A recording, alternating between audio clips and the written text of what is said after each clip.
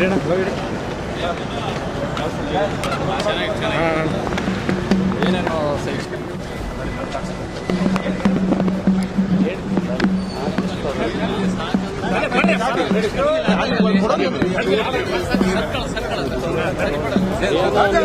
ಅಧ್ಯಯನ ಒಂದೇ ಅಲ್ಲ, ಎಲ್ಲದೂ ಸೇರಿ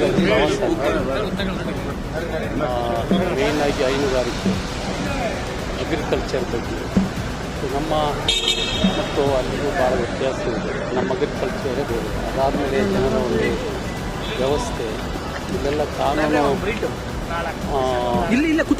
ಹೇಳಿ ಮಾಡಿಸ್ಕೋಬೇಕಾಗ್ತದೆ. ಅಲ್ಲಿ ಆಟೋಮೆಟಿಕಲಿ ಇರ್ತಕ್ಕಂಥ ವ್ಯವಸ್ಥೆ ನಿಜವಾಗ್ಲೂ ನಾವು ಅಳವಡಿಸ್ಕೋಬೇಕಾದಂಥ ಅಗತ್ಯತೆ ಭಾಳ ಇದೆ. ಸೊ ಹಾಗಾಗಿ ನಾವೇನು ಯಾವ ಉದ್ದೇಶದಿಂದ ಅಂದ್ಕೊಂಡಿದ್ವಿ ಅದನ್ನು ಜೀವನದಲ್ಲಿ ಕಲಿಯೋಂಥದ್ದು ಭಾಳ ಇತ್ತು. ಅದು ನಿಜವಾಗ್ಲೂ ನಾವು ಅಳವಡಿಸ್ಕೊತೀವಿ. ಮುಂದೆ ಬರ್ತಕ್ಕಂಥ ಜನಕ್ಕೂ ಇವತ್ತು ಯಾವ ಕಾಲಘಟ್ಟದಲ್ಲಿ ಒಂದು ಜನ ಸಾಕ್ತಾ ಇದೆಯೋ ಅದನ್ನು ನಾವು ಒಪ್ಕೋಬೇಕಾಗ್ತದೆ. ಕೊನೆ ದಿನದಲ್ಲಿ ಇಂಥ ಅವಕಾಶಗಳು ಸಿಕ್ಕಿದ್ರೆ ನಿಜವಾಗ್ಲೂ ನನಗೆ ಭಾಳ ಖುಷಿ.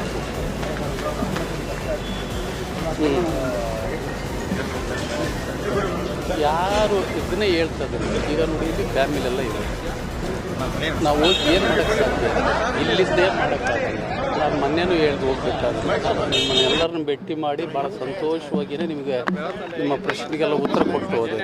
ಹಾಗಾಗಿ ಆ ಚರ್ಚೆಗೂ ಇದಕ್ಕೆ ಸಂಬಂಧನೇ ಇಲ್ಲ. ಒಂದು ಅಪ್ಪಿ ತಪ್ಪಿ ಎಲ್ಲ ಒಂದೇ ಕಡೆ ಇದ್ದಿದ್ದಲ್ಲ. ನಾವು ಅಪ್ಪಿ ತಪ್ಪಿ ಅರ್ಧ ಟೀ ಕುಡ್ತಾನೂ ಮಾತಾಡಿಲ್ಲ. ಫ್ರ್ಯಾಂಕಾಗಿ ಹೇಳ್ತಿದ್ರು, ಟು ಬಿ ಫ್ರ್ಯಾಂಕ್. ಹಾಗಾಗಿ ಅಂಥದ್ದು ಯಾವುದೂ ಇಲ್ಲ. ಇಲ್ಲಿ ಬಂದಾಗಲೇ ಗೊತ್ತು.